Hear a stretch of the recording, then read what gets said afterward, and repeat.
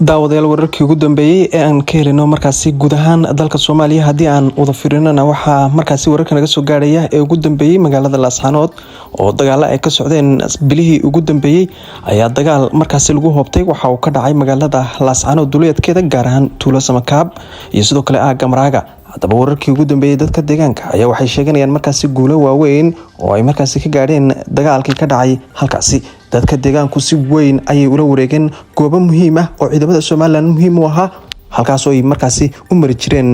markaasi sahayda aadaysa godka Gooja Cadde oo ay markaasi ku jireenba 4 bilood oo la soo dhaafay. sidoo kalena dadka deegaanka ayaa waxay markaasi soo dhaweeyeen baabuur teknika oo ay dadka deegaanku la soo wareegeen amase kuwii iska lahaa gaadiidkaasi oo beesha dhulbaanta ah ay ku soo bireen ciidamada xaquuqdirirka SSC. dhanka kale gabadha lagu magacaabo iyaduna magaalada Hargeysa Bashiir Baandey ayaa iyaduna indhaweytaba ku xiran magaalada Hargeysa sabab la xiriira Muuse Bixi ayad cayday iyo sidoo kale xukuumaddiisa.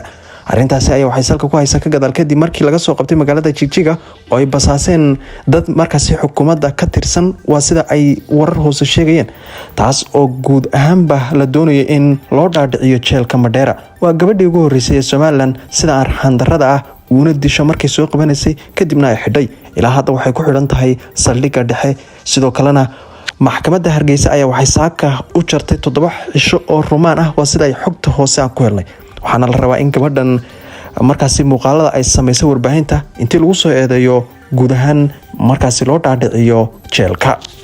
dhanka kalena haddii aan fiirino Muuse Bixi ayaa waxa uu kormeer ku tagay dhakhtarka weyn ee magaalada Burco oo ay ka buuxaan odayaal 60 jir ah ka gadaal kadib markii dagaalo ay xabadi kaga soo dhaceen dagaalada ka socda magaalada Laascaanood oo ay ku shishbarteen dhalinyarada ka dagaalamaysa gudaha Laascaanood. waxaana la sheegay in ciidamadan oo ka tirsan ciidamada markaas maamulka Soomaaliland xabad ay kala dhaceen bartaasi caloosha ah ciidamada xaquuqdirirka SSC. hadda sawirro ayaad arkaysaan isagoo booqanaya dhakhtarka weyn waxaana ka buuxa odayaal 60 jirayaal ah. dadyo fara badan oo caalamka ku nool ayaa guud ahaanba la yaabay arrintani ka gadaal kadib markii odayaasha waaweyn lagu arkay social media oo Muuse Bixi ku booqanayo dhakhtarka weyn ee magaalada Burco.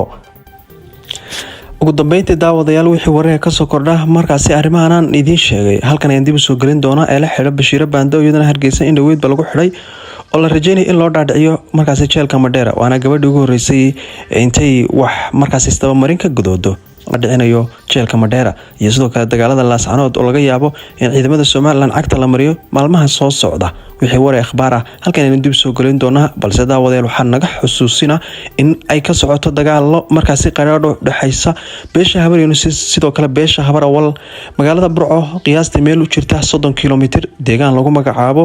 oo Gorod Jarre lagu magacaabo halkaas oo dagaalo ay ka dhaceen dadyow ayaa la sheegay in magaaladoodii intii loogu tagay lagu gubay balse dadka deegaankaasi ayaa u hub urursanaya sidii ay isaga celin lahayn beeshaasi. saraakiil ayaa la sheegay in lagu dilay Toorey ka gadaal markii aysan wax huba waayeen balse wixii war ee ka soo kordhay guud ahaan wararkaas oo dhan halkan ayaan dib soo gelin doonaa oo warbaahinta Hogol News.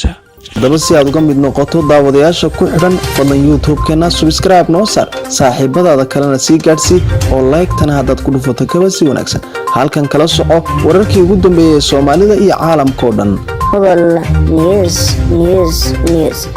warbaahin ka madax bannaan qabyaalad iyo sidoo kale mucaarad dhago oo dhagta u dhaadhici Hogol News